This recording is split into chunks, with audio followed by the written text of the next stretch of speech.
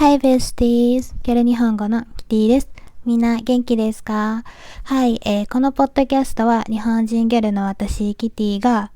若者から見た日本の文化や最新のトレンドなどをゆるーく話す日本語ポッドキャストです。日本語のスラングやギャルに興味のある方はぜひこのポッドキャストをリラックスしながら楽しく聞いてくれたら嬉しいです。はい、みんな最近はいかがお過ごしですか？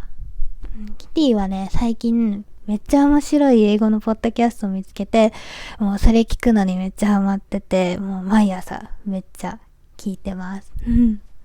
はい、ではね、早速今日のポッドキャストに移っていきたいんだけど、今日のポッドキャストは日本での恋人同士のお互いの呼び方についてお話ししていきたいと思います。はい。そう。で、なんでこのテーマにしたかっていうと、キティね、何個か前のポッドキャストで、日本と海外の比較動画を見るのがめっちゃ好きだっていうね、お話をしたことがあるんだけど、そういう比較動画をさ、めっちゃ見てたら、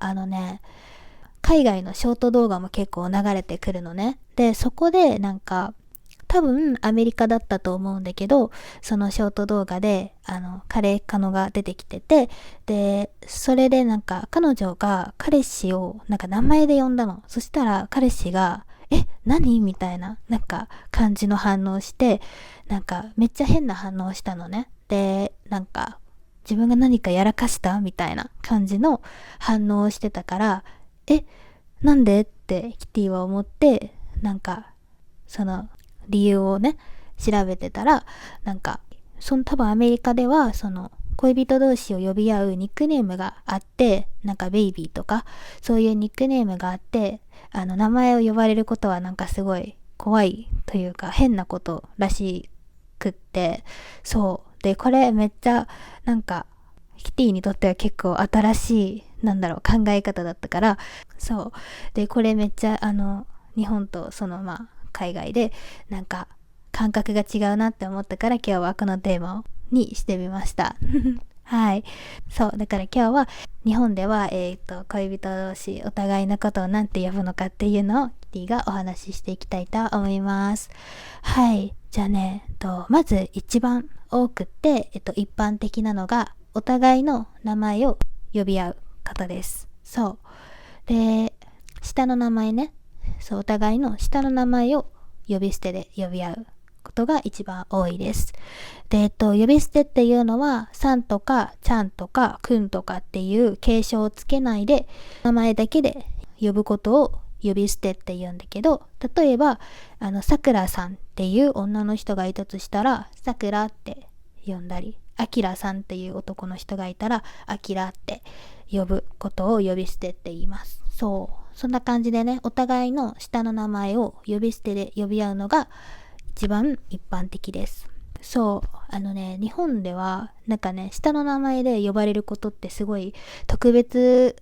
なことというか、名字と下の名前があるじゃん。で、日本ってまだ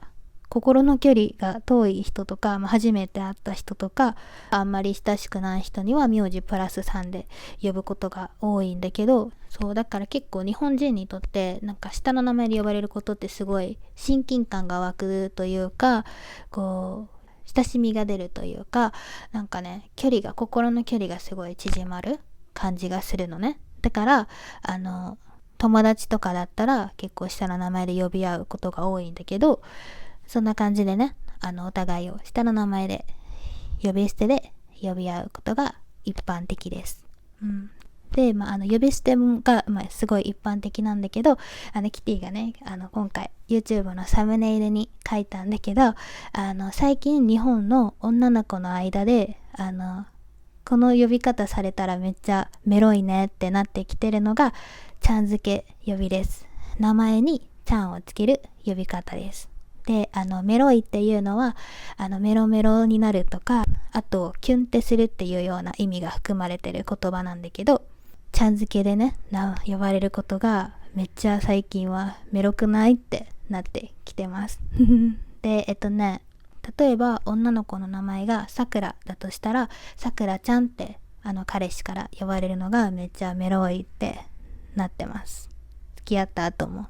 そう、さっき言ったんだけど、だいたい付き合った後はこう名前を呼び捨てで呼び合うことが多いから、なんかこうそうじゃなくって、その名前にちゃん付けでずっと呼ばれるのって結構メロくないみたいな感じになってる。で、なんでかっていうと、日本人は結構ね、ちっちゃい時はだいたいみんなちゃん付けで呼ばれるのね。で、男の子だったらくん付けで呼ばれるんだけど、そんな感じで結構大切に扱われてる感じがするというか、優しい感じがするんだよね、ちゃん付けで呼ばれてたら。だからなんかずっとこう、なんだろう、お姫様みたいに扱ってもらってる感じがするから、めっちゃいいねみたいな、メロいねみたいな感じで、最近はなんかその付き合った後もずっとちゃん付けで呼ばれたい女の子が増えてきてるなってイメージです。で、キティもずっと子供の時から結構付き合ってもちゃん付けで呼ばれたいなって思ってる派です。やっぱなんかちゃん付けで呼んでる方がこう優しい雰囲気がするってさっき言ったんだけど、そんな感じでなんだろうな、ずっとなんだろう、例えば喧嘩にしそうになっても、なんかちゃん付けだったらこう空気が柔らかくなりそうじゃん。なんか普通にさ、キティさって言われるよりも、キティちゃんさって言われた方がなんか怖くないというか、なんだろうな、なんかね、そう柔らかい雰囲気になるから、結構喧嘩もね起こりにくそうみたいな感じがするし、ずっと大切にね扱われてる感じがめっちゃいいなって思うから、ちゃん付けキティもメロいなって思う派ですはい。で、こんな感じでね、名前で呼び合ったり、あとは名前にちゃん付け、それからくん付けで呼んだりするのが結構一般的なんだけど、他にあるのがニックネーム、お互いあだ名で呼び合うことです。だけど海外と決定的に違うのが、多分だけどなんか恋人を呼ぶ時の単語、ニックネームの単語がちゃんとあるじゃん、海外って。だけど日本ではどちらかというと、そのちゃんとした言葉があるってよりは、お互いにしかわからないニックネームで呼び合ったりすることが多いかなって思います。例えば名前と全然関係のないニックネームで呼び合ったりするカップル結構いるなって思います。例えばさっきさくらっていう女の子がいるとするじゃん。で、そのさくらちゃんがめちゃくちゃマイメロちゃんが好きだとするじゃん。そしたらもう全然さくらとは関係なくてもメロちゃんって呼ばれたりするみたいな感じで、全く関係ないその恋人同士にしかわからないあだ名で呼び合ったりするカップルもたくさんいます。はい。で、あと昔結構どのくらいだろうな、今おばあちゃんおじいちゃん世代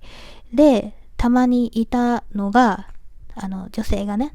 男性のことをダーリンって呼ぶ人もたまにいます。それも結構素敵だなって思います。それはちょっとこうおしゃれな感じがするし、穏やかな、なんかおじいちゃんおばあちゃん世代の人に多いなって感じです。あとその最近変わってきてる価値観があるんだけど、結婚した後子供ができた場合にお互いをなんて呼び合うかっていうね、話が最近ちょっとその価値観が変わってきてるって感じなのね、日本で。何が変わったのかっていうと、日本では結構昔で、今も多分50代以降の人は多いんじゃないかなって思うんだけど、結婚して子供ができたらお互いのことをお父さんお母さんパパママって呼び合う風に変わる夫婦が結構いたのね。で、今もいるんだけど全然。そうで、それがね、子供の前だけでお互いをそう呼び合うんじゃなくて、もうずっとお互いのことをお父さんお母さんってパパママって呼び合う感じだったの。っていうか、そういう人が多かったのね。多分最初はその子供ができて、子供にそのパパだよママだよっていうのをこう分からせるためにというか、そう呼べるようにするためにお互いのことをお父さんお母さんって呼んだりパパママって呼んでたりしたのを、もうがなんかその定着してずっとお互いをそうやって呼び合ってるっていう感じの夫婦が結構いたんだけど、最近はなんかそれってめっちゃ役職感が出るじゃん、ずっと。で、例えばさ、その旦那さんにとって奥さんってお母さんじゃないし、奥さんにとって旦那さんもお父さんじゃないじゃん。だからなんか最近はなんかその考え方がちょっとずつ変わってきてて、結婚した後、子供ができた後もお互いのことを名前で呼び合うようにしようっていう感じの夫婦が日本でも増えてきてます。で、その子供の前ではその認識させるためにパパママお父さんお母さんって呼び合うのはいいけど、二人っきりの時とか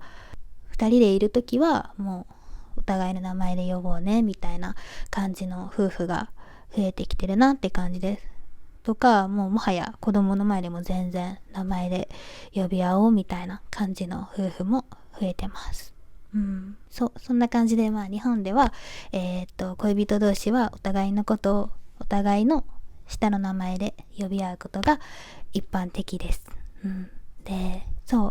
やっぱ日本はすごいね、下の名前をめちゃくちゃ大切にしてるというか、愛着がめっちゃある感じがしてて、みんなの国の感覚ではどんな感覚ですか？自分の下の名前とかに対して。ぜひコメント欄で教えてください。日本では、そうだな。やっぱりすごい特別感が生まれるかな。なんか下の名前で呼ばれることに対して。だから結構、例えばまだ恋人同士じゃなかったとしても、自分の好きな人に下の名前で呼ばれたらすごいキュンってくるし、なんかすごいいいなって感じ。そんな感じです。だから日本には、恋人同士に使うベイビーみたいなニックネームはなくて、お互いの名前で呼ぶことがとっても一般的でございますはい。ちょっと今日のお話めっちゃなんかうまく説明できた気がしないんだけど、みんなどうでしたかちょっと今日やばいね。今日ちょっと喋りに自信ないかもしれないはい、今日もみんな、このポッドキャストをここまで聞いてくれて本当にありがとう。そしていつもいいねやコメント本当に嬉しいです。ありがとう。ではまた次の動画でお会いしましょう。またね。